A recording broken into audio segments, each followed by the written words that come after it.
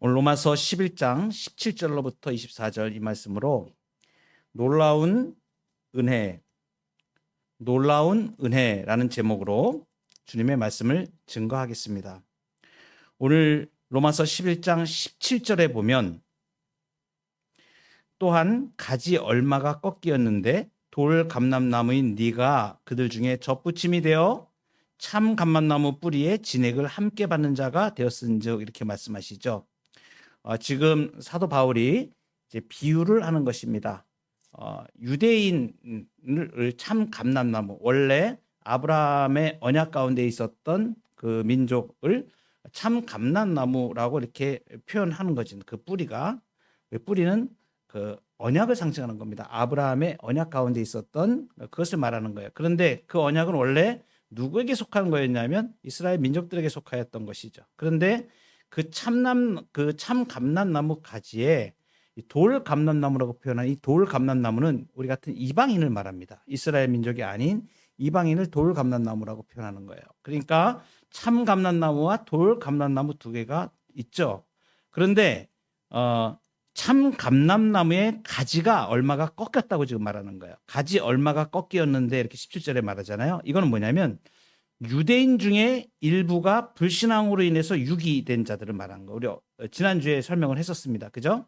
그러니까 유대인 중에서도 유기된 자들이 있고 대부분의 많은 사람들이 그 유대인이 예수 그리스도를 믿지 않았잖아요. 유기된 자들입니다. 근데 그 중에서도 예수님을 믿는 자가 있다라고 얘기했잖아요. 그죠? 그래서 그 엘리야에게 7,000명의 남겨둔 자가 있다고 표현하듯이, 그리고 사도 바울이 내가 히브리인 중에 히브리인이다. 자기가 유대인인 걸 말하잖아요. 그래서 자기가 예수 믿게 된 걸 말하잖아요. 그러니까 유대인 중에서도 남겨둔 자들, 예수님을 믿는 자들이 있었는데 많은 사람들은 불신앙으로 예수님을 믿지 않는 유기된 버려진 자리에 이르렀다고 말하잖아요. 근데 그것을 지금 뭐라고 표현하냐면 가지 얼마가 꺾였다 이렇게 표현하는 거예요. 유대인 이제 불신앙으로. 그렇죠? 그리고 이어서 돌 감람나무인 네가 이렇게 이방인을 말합니다. 야생 감람나무를 말해요. 이 돌 감람나무는. 그런데 유대인 언약 공동체를 참 감람나무로 이렇게 하는데 이게 뭐냐면 핵심 그 단어가 젖붙임이 되었다 이렇게 얘기해요. 그리고 진액을 함께 받는 자가 되었다. 이게 중요한 거예요. 젖붙임이 된 거는 뭐냐면 이방인이 스스로 자기가 어떤 노력으로 그 참 감람나무에 붙은 게 아니죠. 누가 한 거예요? 하나님이 주권적으로 그 언약 가운데로 초대하신 거잖아요. 젖붙임을 하신 거예요. 그래서 주권적으로 이식된 거야. 그러니까 예수 믿게 된 것이, 이방인들 중에 우리 같이 예수 믿게 된 사람들이 하나님의 주권적인 은혜로 이렇게 은혜 언약에 젖붙임 됐다고 말하는 거예요. 이것은 젖붙임 됐다는 것은 뭔 말하면, 은혜 언약의 핵심이 뭐예요? 예수 그리스도예요. 그러니까 예수 그리스도께 젖붙임 됐다는 걸 말하는 거예요. 그러니까 예수 그리스도께 젖받침 됐다. 우리가 예수 그리스도를 믿고 우리가 예수님을 우리의 마음의 구세주로 모시고 믿음으로, 그죠? 우리가 구원받잖아요. 거듭나잖아요. 그럼 어떻게 된 거예요? 예수님과 연합된 자가 된 거예요. 예수님과 한 몸이 되는 거예요. 이게 굉장히 중요한 겁니다. 예수님과 우리가 하나가 됐기 때문에 예수님의 생명의 은총을 받아 누릴 수 있는 자격이 된 사람들이에요. 예수님과 연합되어져서 예수님의 의를 옷 입혀주시는 거예요. 그러니까 예수님과 연합됐다는 이 표현이 굉장히 중요한 표현입니다. 연합되었다는 것은.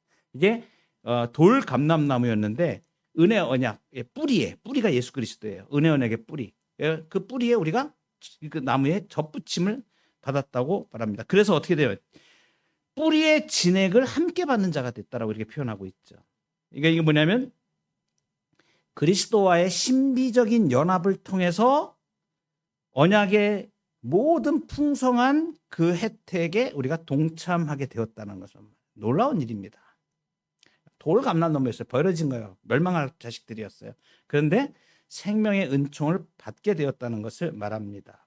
이것은 야생 돌 감람나무 같은 우리 이방인이 참 감람나무에 젖붙여져서 뿌리에 진액을 받게 된 것. 이것은 순전하게 하나님의 은혜로 된 것이죠. 그래서 구원의 시작과 지속은 오직 뿌리이신 예수 그리스도께서 오는 진액 덕분인 것이에요. 이게 자격 없는 자가 어떻게 된 거예요? 하나님의 초자연적인 역사로, 은혜로 우리가 그 젖붙임을 받게 됐다. 이 말씀하시는 것입니다. 그래서 18절로 넘어가 보시면 우리 같이 한번 읽어보실까요? 11장 18절 시작.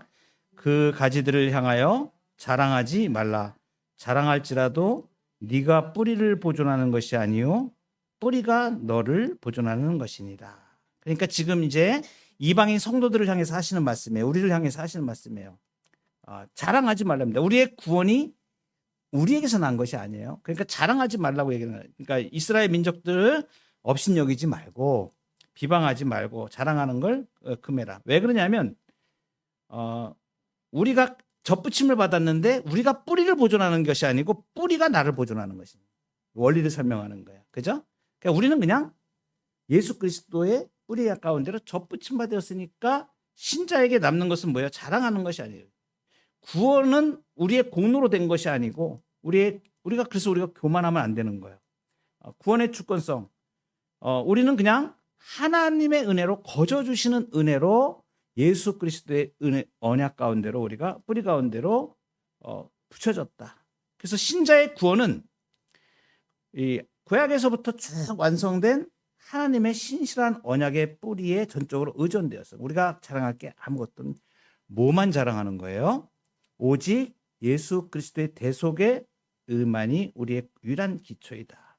그래서 갈라디아서 2장 20절에 그 유명한 고백을 하잖아요. 내가 그리스도와 함께 십자가에 못 박혔나니 그런즉 이제는 내가 사는 것이 아니요 오직 내 안에 그리스도께서 사시는 것이다. 이제 내가 육체 가운데 사는 것은 나를 사랑하사 나를 위하여 자기 자신을 버리신 하나님의 아들을 믿는 믿음 안에서 사는 것이다. 그래서 우리는 뭐예요? 오직 감사와 겸손으로 구원의 은혜를 누리는 이 유일한 태도, 신자의 가장 중요한 태도를 지금 우리에게 말해주는 거예요. 그리고 이제 19절로 넘어갑니다. 그러면 네 말이 가지들이 꺾인 것은 나로 접붙임을 받게 하려 함이라 하리니 옳도다. 그들은 믿지 아니함으로 꺾이고 너는 믿음으로 섰느니라. 높은 마음을 품지 말고 도리어 두려워하라 그랬습니다. 여기 이방인 성도들이 지금 하는 걸 말하는 거예요. 유대인이 꺾인 것, 그러니까 언약의 자손이라 그랬는데 그들이 버려진 가지가 됐잖아요. 그죠? 불신앙으로 인해서 꺾여 나갔잖아요. 그것이 뭐라고요? 그 자리에 잘려나간 유대인들이 잘려나간 그 자리에 우리 돌감나는 이방인을 접붙이기 위함이다. 이렇게 해석을 한다는 거죠. 그런데 바울이 그 말에 대해서 그래 맞아 이렇게 얘기하는 거예요. 옳도다 이렇게 얘기하는 거예요. 근데 그 사실을 인정하지만 그 사실 뒤에 숨겨져 있는 영적인 원리를 교정해 주는 거예요. 유대인이 꺾인 원인이 뭐야? 그들은 믿지 아니함으로 꺾였다. 이렇게 얘기하죠. 그러니까 유대인이 꺾인 원인은 믿지 아니함 때문입니다. 그러면 이방인이 서 있는 원인은 너는 믿음으로 섰느니라 이렇게 했잖아요. 그러니까 이방인이 서 있는 원인은 믿음으로 말미암음이다. 그러니까 높은 마음을 품지 말고 도리어 두려워하라고 권면하는 거죠. 여기서 이제 중요한 사실이 있습니다. 믿음으로 섰느니라 그랬죠. 믿음이라는 것을 사람들이 착각하면 내가 믿는다고 생각을 합니다. 내가 믿어서 내가 그 믿음이라는 공로, 믿음이라는 이 자격으로 내가 구원을 받는다고 착각하는 사람들이 있어요. 믿음은 공로나 자격이 아닙니다. 믿음이라는 것은 이것은 뭐예요? 은혜를 받아들이는 도구일 뿐이에요. 내가 예수 그리스도를 믿음으로 내 마음에 영접하는 도구적인 수단인 거예요. 그러니까 믿음은 도구입니다. 분명히 이 사실을 아셔야 돼요. 그래서 내가 믿음으로 이제 알미니안주의자들이 그렇게 착각을 하는 거예요. 내가 믿음의 공로가 되는 거야. 믿는 어떤 공로 그리고 자격. 그래서 내가 구원을 받는다 이렇게 생각하는 건 절대 그렇지 않습니다. 그냥 이 믿음은 예수님을 받아들이는 도구, 손이라고 표현을 하죠. 그래서 이제 칼빈이 이런 얘기를 해요. 믿음은 우리 안에서 어떤 가치를 만들어내는 것이 아니고 우리 밖에 계신 예수 그리스도의 의를 받아들이는 손이다. 그래서 손으로 표현하잖아요. 예수님의 의를 받아들이는 손, 도구라는 거예요. 그런데 믿음은 은혜의 방편으로 은혜의 도구로 우리에게 주신 거예요. 그죠? 믿음을 주셨죠? 분명히 믿음 우리에게 주셨습니다. 예수 그리스도를 믿을 수 있는 그러한 믿음을 주셨는데 그건 뭐라고요? 도구인 것이에요. 그 자격이 우리의 공로나 자격이 아니라는 것을 분명히 우리가 알아야 됩니다. 그래서 이제 그렇게 생각하면 어때요? 내 공로가 아니잖아요. 믿는다는 것이 내 공로가 아니잖아요. 그러니까 교만할 이유가 아무것도 없는 것이죠. 그러니까 오히려 하나님을 향한 거룩한 경외와 두려움을 가지게 되는 거죠. 근데 이 두려움은 경외함, 두려움, 이것은 내가 구원을 받을 수 없을까 하는 그런 확실성이 없어서 하는 그런 두려움이 아니고, 내가 무가치함을 깨닫고 하나님의 신성한 주권 앞에 겸손히 경배하는 경건한 두려움을 말하는 거예요. 자격 없는 자인데, 정말 하나님의 은혜가 없으면 구원받지 못할 자인데 하나님께서 이렇게 구원해 주셨다는 것을 경건함으로, 두려움으로, 그렇죠? 그렇게 하나님 앞에 서는 것을 말합니다. 그리고 이제 믿는 자들에 대한 경고가 굉장히 많이 나옵니다. 뒤에 보면 21절에 같이 한번 읽겠습니다. 21절. 하나님이 원가지들도 아끼지 아니하셨은즉 너도 아끼지 아니하시리라. 이 굉장히 중요한 말씀이죠. 자, 약속의 언약에 택했던 이스라엘 백성들인데 불신앙으로 하니까 어떻게 하셨다고요? 잘라내셨다는 거예요. 그러니까 아끼지 아니하셨으니까. 근데 이방인인 우리들도 불신앙으로 가면 어떻게 하신다고요? 원가지들도 잘라내시는데 덧붙임 붙은 가지야 불신앙을 하면 말할 것도 없이 잘라내신다는 이런 표현을 지금 하시는 것이죠. 경고의 수위입니다. 여기서 원가지들은 구약 언약의 혈통적 후손인 유대인들을 가리키는 거예요. 원가지들. 그러니까 하나님께서 불신앙에 빠진 원가지들, 유대인 혈통적 후손인 유대인들을 아끼지 않으셨는데, 이 외인이었던 이방인 성도가 불신앙과 교만에 빠지면 하나님께서 그들을 당연히 가만두지 않으실 것임을 나타내는 것입니다. 이 구절은 하나님의 그 사법적인 공의와 은혜의 조건을 엄격하게 보여주는 것이에요. 그러니까 혈통이나 종교적 기득권이 구원을 보장해 주는 것이 아니다.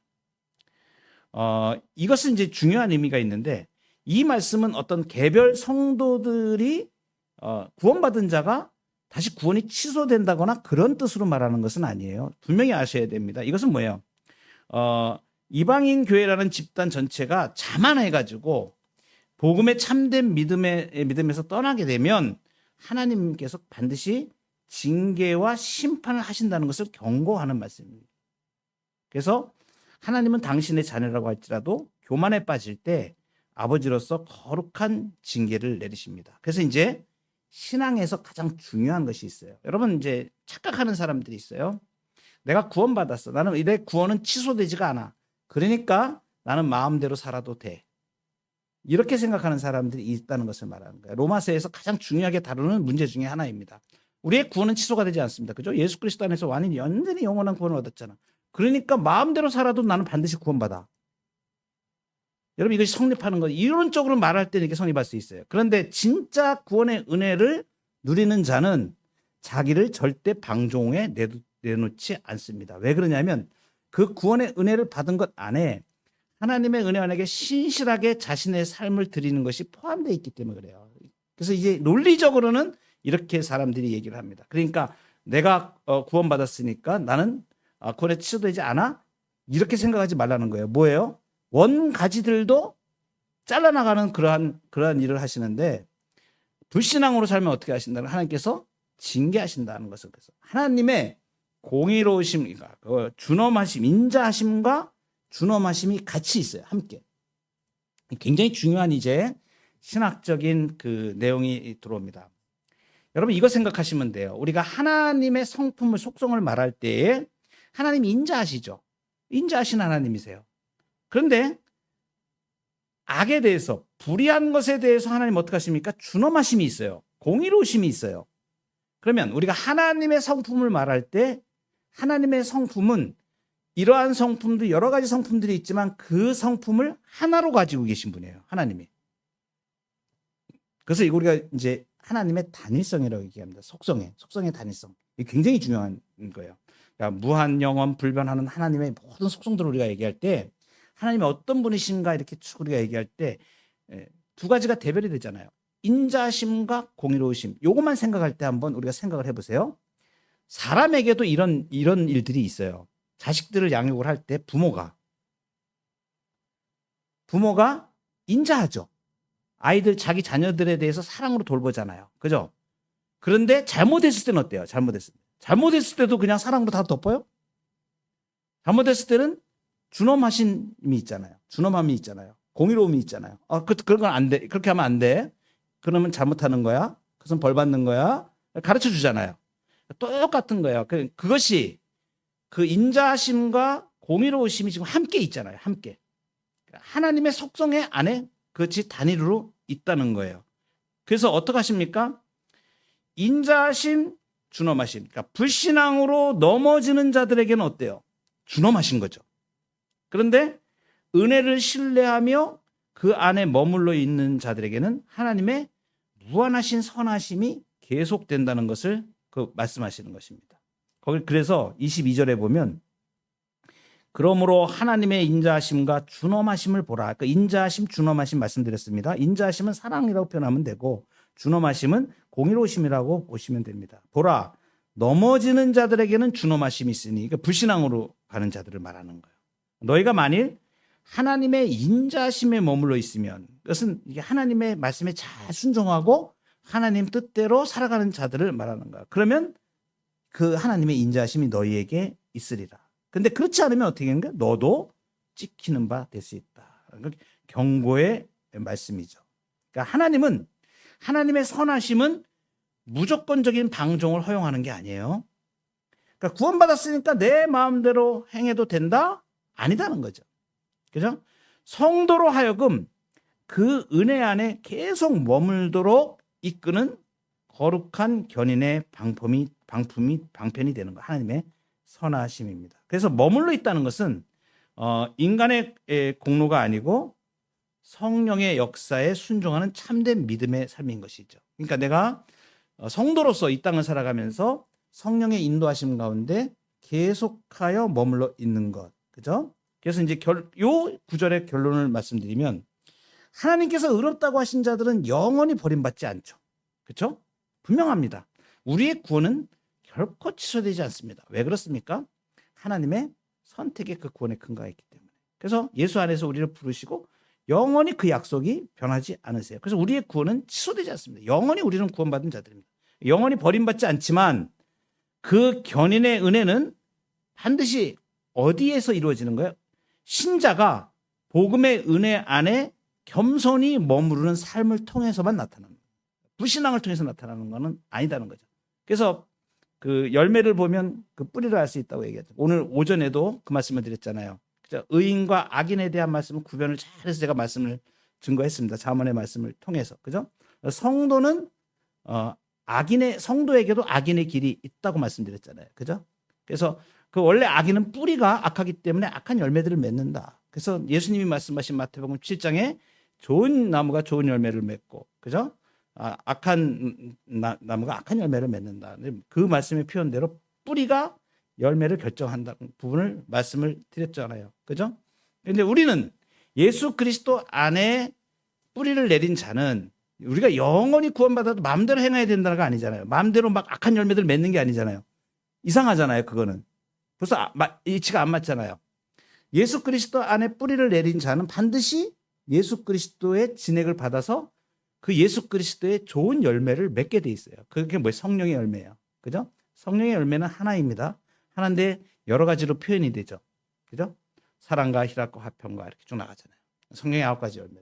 그러니까 이 열매들을 맺는 것은 우리가 예수 그리스도 안에 뿌리가 붙어 있기 때문에 맺는 거예요.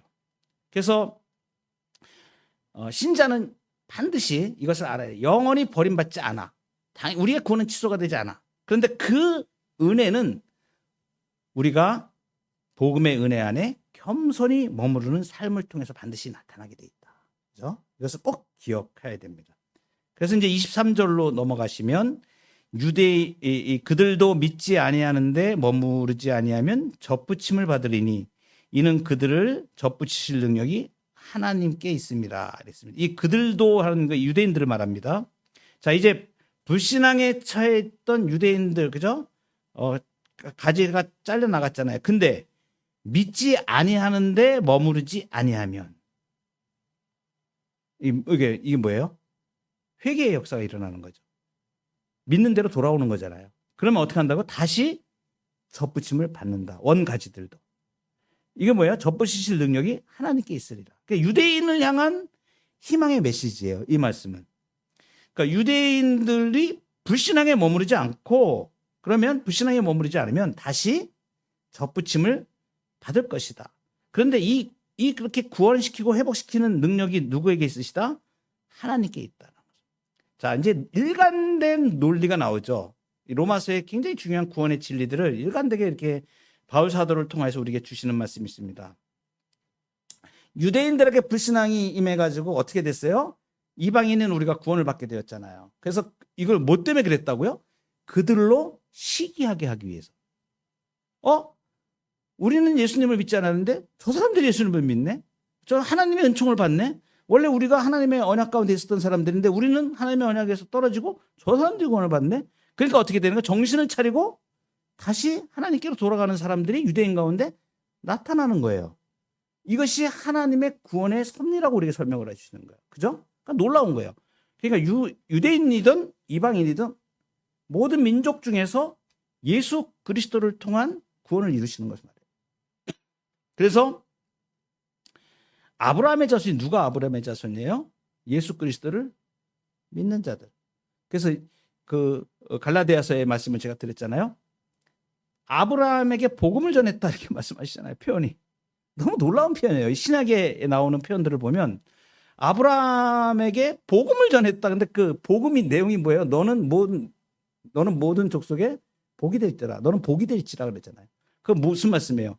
그 아브라함의 후손 가운데 메시아 예수 그리스도를 통한 구원을 말씀하시는 거예요. 그러니까 창세기 12장에 있는 그 말씀이 지금 하나님이 아브라함에게 복음을 전했다라고 지금 갈라디아서에서 표현하고 있어요. 참 놀라운 표현입니다. 예수 그리스도를 통하여 구원받을 것을 이미 복음을 아브라함에게 전했다는 거예요. 그래서 구약에 있는 성도들이나 신약에 있는 성도들이나 다 같이 예수 그리스도를 통하여 구원을 받는다. 그죠? 구약에 있는 사람들은 율법을 행함으로 구원받은 게 아니에요. 구약에 있던 사람들도 예수 그리스도를 믿고 구원을 받았어요. 예수 그리스도가 아직 오시지 않았는데요. 오실 예수님을, 메시아를, 그죠? 아브라함에게 복음을 전했다 그러시잖아요. 그 예수 그리스도를 증거하신 거예요. 그 오실 메시아를 믿은 거예요. 아브라함도 그렇고 다윗도 그렇고 모세도 그렇고 다 오실 메시아를 다 믿은 거예요. 그러니까 예수 그리스도를 믿고 구원받은 거예요. 그리고 신약에 있는 백성들도 오신 예수님을 믿고 구원받는 거야. 그래서 다 같이 구약에 있는 성도들이나 신약에 있는 성도들이나 예수 그리스도를 믿고 구원을 받는 거예요. 이것을 구약과 신약의 은혜 언약이 동일하다고 얘기해서 은혜 언약의 통일성이라고 얘기하는 거예요. 신학적으로 얘기할 때. 놀라운 진리입니다. 그러니까 구약의 성도들이나 신약의 성도들이나 다 예수 그리스도를 믿고 구원받았는데 그걸 다른 표현으로 하면 하나님의 은혜로 구원받았다. 은혜 언약이라는 게 은혜를 말하는 거예요. 은혜 언약, 은혜로 구원받은 거예요. 거저 주시는 놀라운 거죠. 하나님의 놀라운 선택 가운데에서 하나님이 우리를 택하시고 창세전에 에베소서에 보면 창세전에 우리를 택하시고 그죠? 예수 그리스도 안에서 구원의 은총을 베풀어 주셔서 그 언약 가운데서 우리를 구원하셨어요. 하나님의 약속은 불변하신. 그것을 성경에서 계속하여 계시해 주신 거야. 너무나 놀라운 겁니다. 너무나 놀라워. 그래서 성경을 읽을 때 무엇을 붙잡냐면 하나님의 언약을 딱 붙잡으면 그 하나님의 언약으로 내가 구원받은 것은 그 하나님은 불변하시기 때문에 우리의 구원은 절대 흔들리지 않는 거야. 그분이 선택하셨어. 내가 믿어서 구원받은 게 아니고 내 공로로 구원받은 게 아니고 나는 아무 자격이 없는 자인데 창세전에 하나님이 나를 선택하셔서 예수 그리스도 안에 있는 이 모든 은총을 베풀어 주셨습니다. 이뿐만이 아니에요. 예수 믿는다는 의미를 제가 계속 말씀을 드리잖아요. 이것은 어디하고 연결이 되냐면 예수님이 가져오신 하나님의 나라와 연결이 되는 거예요. 그래서 우리가 구원받은 것은 하나님 나라에 살게 하시도록 구원받은 거예요. 너무 놀랍죠? 너무 놀라운 거예요.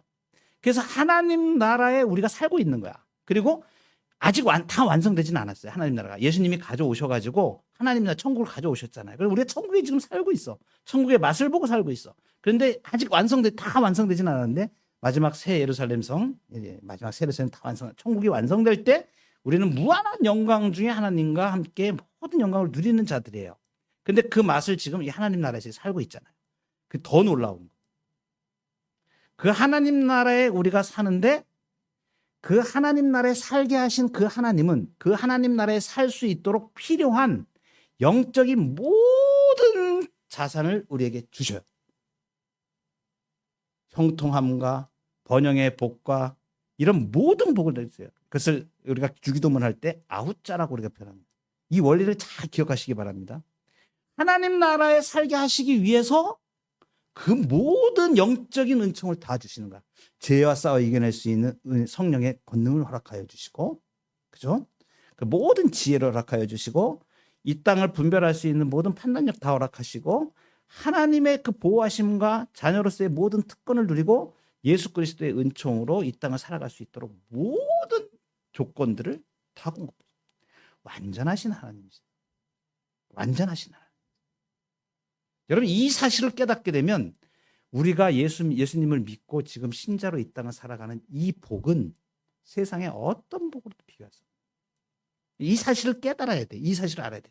그러면 하나님 나라에 눈을 뜨게 되고 하나님 나라의 백성으로 내가 산다는 것이 어떤 위대함을 가지고 사는 건지 알게 돼요. 무서울 게 없는 겁니다. 하나님이 우리 아버지가 되셔서 이 땅을 살아갈 수 있는 모든 영적인 아웃자, 영적인 모든 자산을 우리에게 약속하십니다. 23절로 넘어갑니다.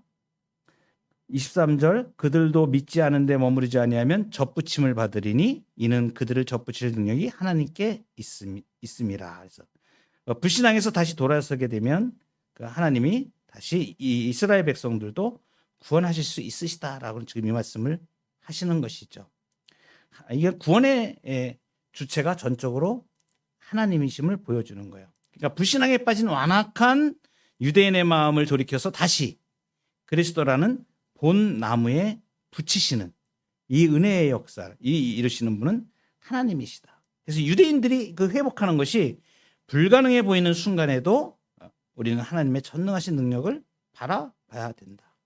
죽은 영혼을 살리시는 하나님의 주권적 은혜는 그 어떠한 완악한 유대인이라도 다시 접붙여서 생명을 얻게 하실 수 있습니다. 그렇죠? 그래서 하나님은 택한 자의 마음을 부드럽게 하시고 완악함을 제거하셔서 효력 있게 불러내셔서 구원을 이루신다. 완성하신다. 마지막으로 24절 들어가겠습니다. 같이 한번 읽어볼까요? 시작. 네가 본래 돌 감람나무에서 찍힘을 받고 본성을 거슬러 좋은 감람나무에 접붙임을 받았으니 원가지인 이 사람들이야 얼마나 더 자기 감람나무에 접붙이심을 받으랴 했습니다. 자, 이 이방인이 돌 감람나무 같은데 참 감람나무에 접붙여진 것은 원래 본성을 거스르는 거잖아요. 그죠? 이상한 일이 일어난 거잖아요. 원래 돌 감람나무는 돌 감람나무 있어야 되잖아. 근데 돌 감람나무에 찍혀서 참 감람나무 찍힌 가지에다가 접붙임을 이렇게 받았다는 게 초자연적인 기적이 일어나는 거죠. 원래 그 원예를 할 때 일반 우리 식물을 다루는 원예학이라 그러죠. 원예학에서 보면 야생 가지를 좋은 나무에 붙이는 것은 본성에 역행하는 일이에요. 그죠? 좋은 나무에 좋은 걸 붙여야 되잖아. 근데 좋은 나무에 야생 가지를 갖다 붙인다는 건 원예학적으로 본성에 거슬리는 일이라는 거예요. 그런데 이것을 하나님은 행하셨다는 걸 말해요. 그러니까 구원받지 못할 자격이 없는 자들을 하나님께서 은혜를 베푸셔서 예수 그리스도에게 접붙임을 하셨다는 걸 말하는 거예요. 이 말씀이 지금. 그래서 이 본성에 거슬리는 본성을 거슬러 이렇게 나오잖아요. 거기 네가 본래 돌 감람나무에서 찍힘을 받고 본성을 거슬러 좋은 감람나무에 접붙임을 받았다. 원래는 이게 안 되는 일이라는 거예요. 그런데 어떻게 하나님의 주권적인 역사로 자격 없는 자를 구원하셨다는 걸 말하는 거예요. 그런데 본래 원가지인 이 사람들이야말로 얼마나 더 그 자기 감람나무에 접붙이심을 받겠느냐는 거예요.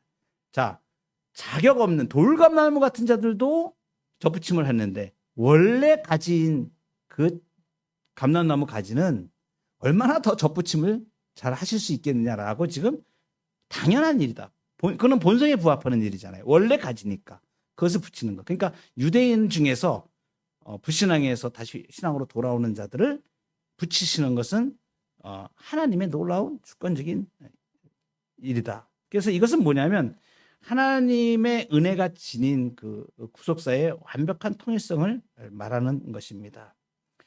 그러니까 유대인의 남은 자들이 그리스도께로 돌아오는 것은 구속사적으로 볼 때 하나님의 그 지극히 신비한 구속의 완성이다. 그래서 구원 경륜에서 그 불완전하게 사람들을 나누어 주지 않는다. 그래서 나중에 이제 이방인의 충만한 수까지 이렇게 막 언급을 합니다. 그건 다음 주에 우리가 다룰 텐데, 이 교회가 이제 이 구해야 될, 기도해야 될 종말론적인 기도 제목, 이것은 뭐냐면 이방인의 충만한 수가 들어옴과 동시에 유대인들도 그리스도께로 돌아와서 참 감람나무의 충만함을 이루는 것. 이게 하나님의 목적이에요.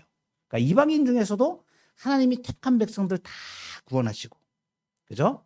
이스라엘 백성들 중에서도 하나님께 돌아오는 자를 다 구원하시는 충만한 수가 되기까지. 이것은 뭐냐면 하나님의 구속사역을 완전히 이루시는 걸 말해요. 이게 참 놀라운 구원의 계획들이죠, 하나님이. 그래서 이 하나님의 주권적인 능력으로 온 우주적 교회를 충만하게 완성하실 것이다. 하나님의 구원을 이루신다. 이렇게 말합니다. 말씀을 맺겠습니다.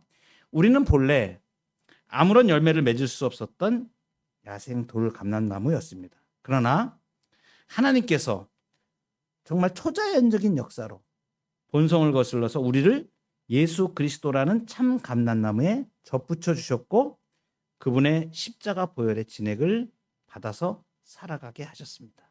놀라운 은혜예요. 우리가 예수님 믿고 예수님의 사랑과 구원의 은총을 받아 누릴 수 있게 하신 거예요. 그래서 우리 구원받은 신자의 삶에는 자랑이나 교만은 있을 수 없고 오직 예수 그리스도의 은혜로 삽니다라는 고백을 우리가 할 수 있는 거예요. 오직 하나님의 선하심이 우리를 살리고 있다. 그래서 날마다 이 구원의 주권적 은혜에서 머물리고 나 같은 죄인 살리신 하나님 앞에 겸손히 엎드려서 오직 주님께만 영광을 돌리는 신실한 주의 백성들 되시기를 축복합니다.